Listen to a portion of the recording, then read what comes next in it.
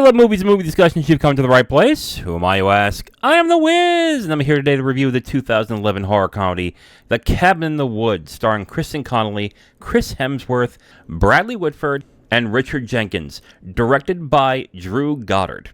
I think by now, if you were interested in this movie, you already know the twist. So I'm going to do the synopsis of the film right now with the twist in mind. So, when five college friends, which is Kristen Connolly, Chris Hemsworth, Anne Hutchinson, Frank Kranz, and Jesse Williams, arrive at a remote forest cabin for a little vacation, little do they know the horrors that await them. One by one, the youths fall victim to backwoods zombies. But there is another factor at play. Two scientists, played by Richard Jenkins and Bradley Whitford, are manipulating the ghoulish goings-on, but even as the body count rises, there is yet more at work than meets the eye.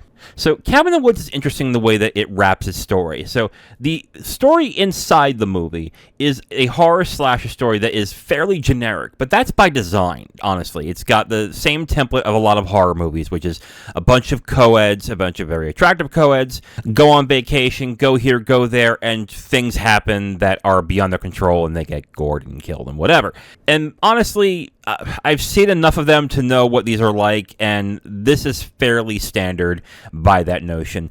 I will also say that Joss Whedon wrote this movie with Drew Goddard, and you can tell right away with some of the dialogue. I didn't find it that annoying, but I know a lot of people now find Joss Whedon's style annoying because almost everyone's aping Joss Whedon. So if you feel that way about his writing style, then I would say you might want to skip this.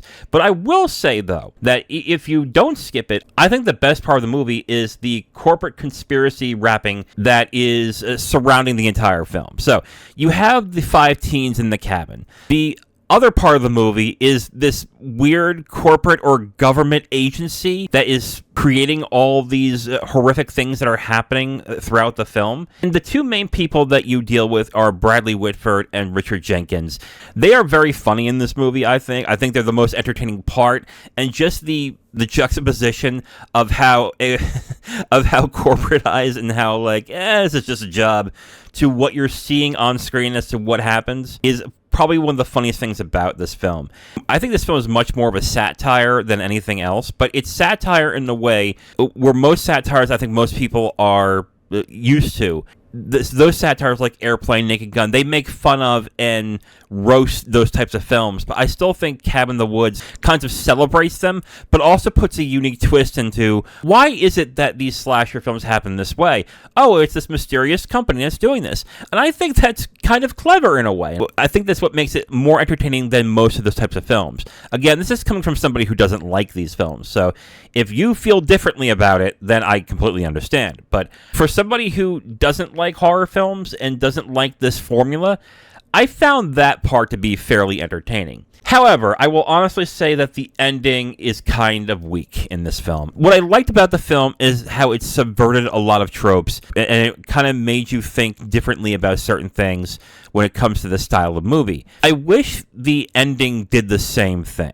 I wish that it kind of did something different in that end. I think some people will find that it is a little different from what you're expecting, but at the end, with the two characters that were there at the end of that film, I kind of wish there was more to that. I just wish it was a little more clever.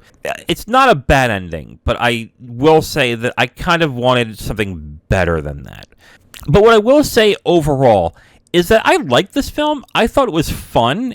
I think because it was comedic, I was able to handle the gore and the violent deaths. I don't even think the deaths were really that violent. It gets bloody at times in this movie, but I did have fun watching this movie. I just think that the ending and where they went towards the end could have been a little better thought out. But I can understand why a lot of people do enjoy this movie and think highly of this film. I noticed that the critics also thought this film was actually very good at the time, so that doesn't surprise me. If you haven't seen it and you're into horror movies, which I'm betting you probably have, I would say check it out. And of course, it's coming from somebody who doesn't like horror, so you can listen to me or not, whatever. All right, and here are the footnotes for The Cabin in the Woods, and I have one. And my footnote is, it feels like horror films are self-aware about their genre in a way that others aren't. And I gotta be honest with you, I appreciate this to a certain extent. Again, I'm not a horror fan. I've seen other horror films. like Scream, like Halloween H2O, like the I Know What You Did Last Summer, that stuff like that. And they're not for me. But what I do like about these films that are self-referential and kind of poke fun at those tropes is that a lot of them poke fun at them, but they're respectful. They're loving about it. And while they're poking fun at it, they're subverting it in a different way. It's kind of like what Scream did in the 90s. They kind of took that formula and twisted it into something different, where it's still going on to this day. I don't even know why. Like, I've seen 3, I think, and that was it. I've never seen 4, 5, and 6. For someone who's into the type of films I'm into like sci-fi, romance, drama, stuff like that. I really think those genre films take themselves a little too seriously, whereas horror, even though like it wants to please its fans, and it does take itself seriously to a certain extent, it does make fun of itself, but in a loving way, which I think is really interesting, and I wish other genres of films do. And that's something that Cabin in the Woods did, and I enjoyed watching it. I was actually surprised how I enjoyed it, and I just kind of wish that other genres of films would do this. So overall, I will recommend The Cabin in the Woods. Honestly, if you are a horror fan, you probably have seen it. I will say that if you don't mind some violent imagery and some blood and gore, I would say still give this a shot. I think you might enjoy it just because of how comedic and silly it is. I think the best parts of the film are the corporate machinations of what's going on with Bradley Whitford and Richard Jenkins. I think that what's going on with the kids is kind of generic and just kind of boring, but I know that's by design because they were subverting it as the film goes on. Honestly, slasher films are not a type of film I enjoy. And I was a little worried that when I was watching this, I wouldn't get the jokes or the humor will be too referential and I won't get it.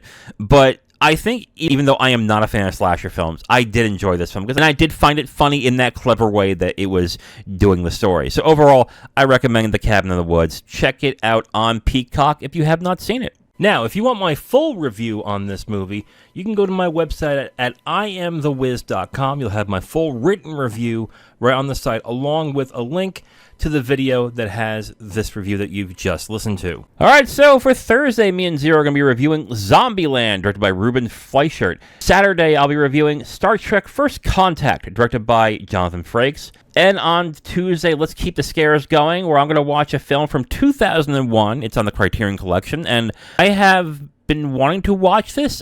I don't remember watching this. I remember renting it once, but I don't think I ever actually watched it. And it's 2001's The Others, directed by Alejandro Amenabar. This is one that is on the Criterion Collection.